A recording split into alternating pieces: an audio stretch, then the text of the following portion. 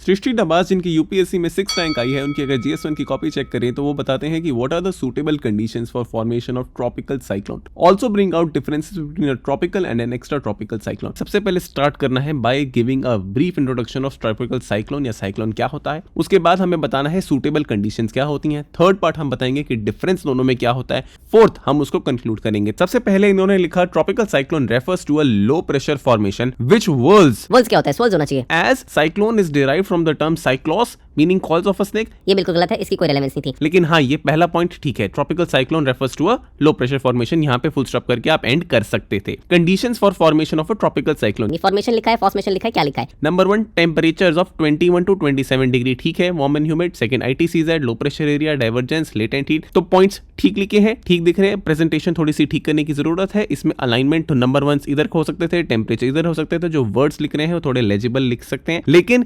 90% aspirant से ज्यादा point ठीक लिखे हैं, अच्छे लिखे हैं। अब यहाँ पे नेक्स्ट पार्ट में हमें डिफरेंसेस बताने थे। यहाँ पे सीधा स्टार्ट कर दिया टैबुलर फॉर्म में। यहाँ पे ऊपर आप एक लाइन लिख सकते थे डिफरेंसेस, खाली डिफरेंसेस लिख सकते थे कोलन डाल के, लेकिन आपने टैबुलर फॉर्म में दिया इट्स गुड। लाइन खींचने के लिए आप एक स्केल से एक लाइन खींच सकते थे। Extra tropical cyclone that is temperate cyclone, इसकी कोई जरूरत नहीं थी। जब क्वेश्चन में आपसे पूछा गया है difference between a tropical and extra tropical, तो अब यहाँ पे बस एक्स्ट्रा ट्रॉपिकल लिख सकते थे। अब जो आपने पॉइंट्स लिखे हैं, आपने पॉइंट्स ठीक लिखे हैं, बाकी 90% एस्पिरेंट से पॉइंट्स अच्छे लिखे हैं, लेकिन पॉइंट्स को ऊपर नीचे करना बहुत जरूरत है। Formed at high temperature and ITCZ, चलो ठीक है, it's an average point. Formed because of fronts that is warm and colder, हाँ ये आप यहाँ पे लिख सकते थे। सेकंड आपने लिखा over tropical region, over temperate area, okay that's fine, ये तो कुछ ज्यादा पॉइंट काम का नहीं है। Third formed over water and dissipate on reaching land, okay, exist over both land and sea, okay, much more destructive and less impactful, ये आपका पॉइंट बिल्कुल गलत है, ये आपको यहाँ से काटना चाहिए। Over lesser area, spread over larger area, ये भी गलत है। अगर आप वर्ड लिखें रिलेटिवली तो आप फिर भी इसको यूज कर सकते हैं। फिर आपने पॉइंट लिखा move from east to west and west to east, ये आपका पॉइंट बहुत अच्छा था। आपको इस पॉइंट को नंबर 2 पे लाना चाहिए था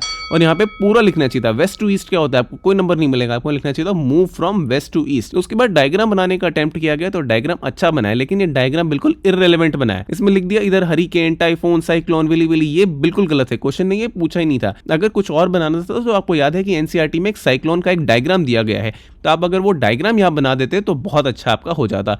कंक्लूजन, अब इसकी वजह से आप कंक्लूजन नहीं लिख पाए। आपने लिखा cyclones are a destructive extreme weather phenomena increasing weather with climate change, ये बिल्कुल गलत है।